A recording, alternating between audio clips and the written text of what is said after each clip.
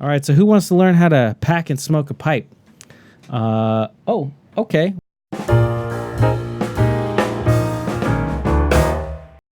Some of you cigar smokers, I get it. You love cigars, but it's getting kind of expensive to smoke every day.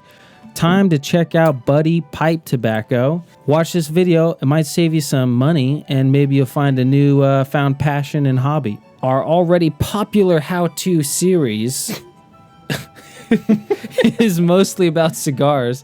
So now we're going to do some how-to pipe smoke videos. First thing we're going to do is we're going to talk about how to pack a pipe. Now, again, there are no rules. There are just recommendations. There are actually several different ways to pack a pipe, but we're going to do the most tried and true popular way, which is the 3-step method. Today, I'm going to smoke my IMP Meerschaum. What are you smoking out of? My Moonshine Briar Bent Egg. I'm going to be smoking the Peterson Irish Flake. For the first time, the Purple Cow. The Purple Cow is interesting because it has Maduro wrapper inside the blend. So it does... It's got a cigar tobacco wrapper. Right. Typically, when I get a new tin, I open it and I let the the tobacco dry out for a significantly long period. And then once it's almost too dry, then I throw in a Boveda pack to keep it at the right humidity. There isn't a universally accepted humidity for tobacco, for pipe tobacco. So I usually just go with the same standard as cigars. I like to keep my pipe tobacco about 70% humidity. Our tobacco is drying out in a bowl. You want to inspect it. Are there any stems? Now, some people, they like to smoke the stems.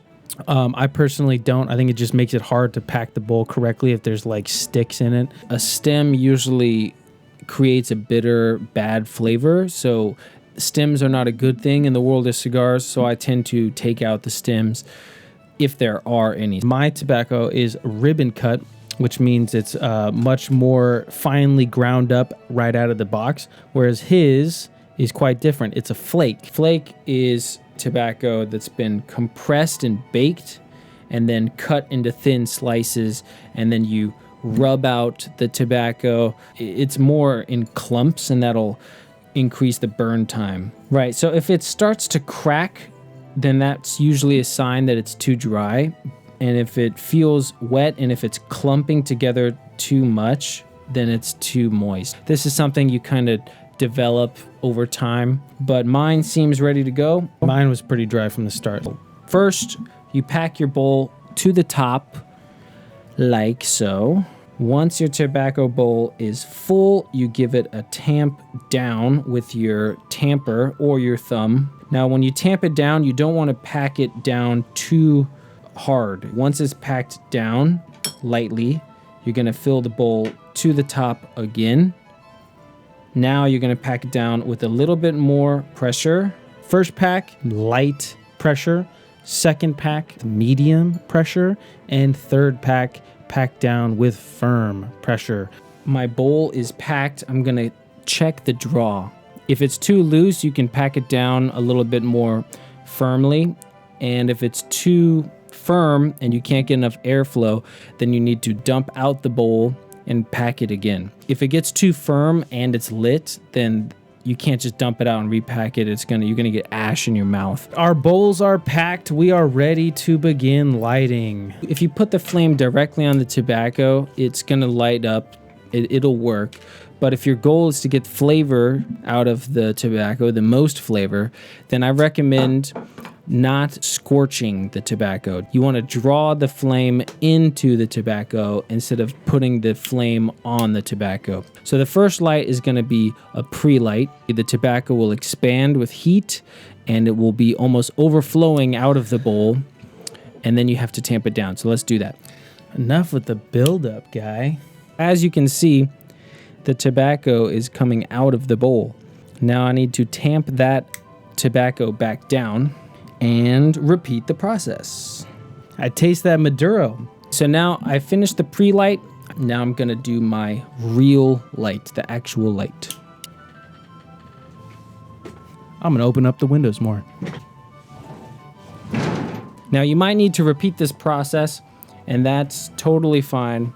A common mistake is people will tamp the tobacco down with too much pressure. So you don't want to tamp it down so firmly that it makes the draw tighter. You just basically want to lightly press the burnt tobacco down onto the unburnt tobacco. It's delicious. I'm getting some nice sweet flavors. Now that we're smoking, what is the proper way to smoke? You should puff as much as possible, inhaling always, and blow the smoke directly into your girlfriend's face. I couldn't have said it any better myself. That's a joke. Yeah. If you inhale it, then you don't get any flavors. And the whole point of smoking a pipe, just like smoking a cigar, is for the flavors. You don't want to inhale with your lungs. You want to use your cheek muscles to slowly, and I do mean slowly, most people do it way too fast, to draw air through the bowl and through the stem into your mouth. And I like to breathe naturally through my nose.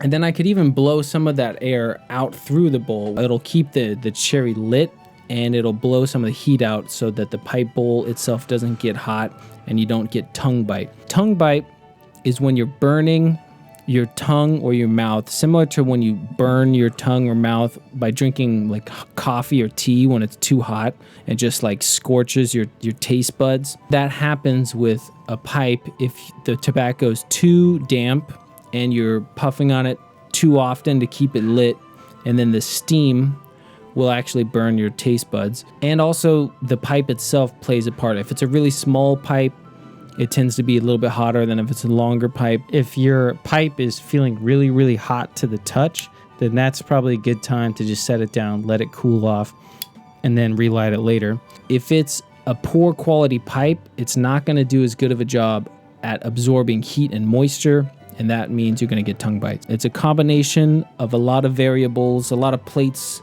spinning. Puff it right, get a good pipe, make sure the tobacco is the right dampness. Gavin, while you're smoking a pipe, what should you be thinking about? I like to think about deep stuff, you know? Like deep, you know? Like smart. I'm thinking like books, you know? thinking novels, documentaries, like plot developments, you know? Psychology, history. Was my chest day hard enough, you know? Am I gonna see chest gains? Is my girl in the process of leaving me? Will I find another job, you know? Okay, so when it comes to ash, a little bit of ash is good because it will insulate the cherry and keep your pipe burning longer. But too much ash is not good, and it will actually suffocate the cherry. So from time to time, you will need to dump your bowl of ash into an ashtray. So you just like so, but sometimes you can tap it on a cork knocker. There's cork knockers specifically made for tapping on. If you don't have a cork knocker, you can just make sure the cherry's out, but you can just pack it onto the palm of your hand and that'll get the ash out. Or you can use, lightly, you can use the shovel on your tamp tool. But again, a little bit of ash is fine, so you don't need to do that all the time. If you notice that the cherry's getting low and it's about to go out, you can revive it by covering the bowl slightly. Sometimes I hold my pipe like this and I do this. Pretty advanced stuff, Gavin. Advanced stuff. I don't know if you're ready for it. So if you enjoyed that video, please give us a like and don't forget to subscribe. Also check us out on Instagram. More pipe information and cigar information. Be sure to drop in the comments, what's your favorite way to pack and smoke a pipe? Is there anything we left out? We're a bunch of amateurs over here.